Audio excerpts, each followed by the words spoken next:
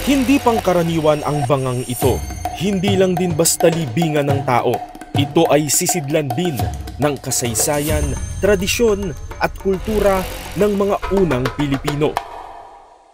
Taong 1962 sa pusod ng Tabon Cave System sa Quezon, Palawan, nadiskubre ang mga bangang panlibing at kalansay ng tao. Isa sa mga nakuha rito ay ang Manunggul Secondary Burial Jar.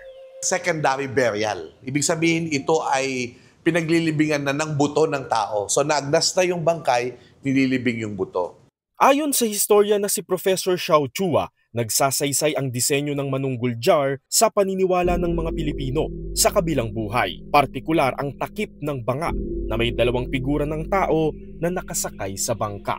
Nasa paniniwala natin sa afterlife, yung pagdaan sa dagat. Kasi dagat yung pamumuhay natin. Makikita natin na yung kaluluwa, meron din siyang abay. And then, makikita rin natin na yung bangka, meron din siyang muka.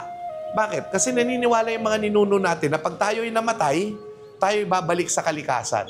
Nakadisplay ang Manunggul Jar sa National Museum of Anthropology sa Maynila. Ang national treasure na ito ay tinatayang nagmula sa pagitan ng 890 hanggang 710 BC batay sa radiocarbon dating. Ang ganitong uri ng paglilibing ay laganap sa buong Pilipinas. Nakahukay rin ng mga bangang panlibing sa Cagayan, Sorsogon, Quezon Province, Negros Oriental, Batanes, Sultan Kudarat at marami pang iba. Commonality ng Austronesian, naglilibing tayo sa banga. Yung isa ay yung maritime culture. Lilitaw yan sa ibang mga grave marker. Sundok sa mga Muslim, bangka na may tao. At sa Batanes naman, sa mga Ibatan, yung grave marker mo, pag naglibing, ay shaped like a boat.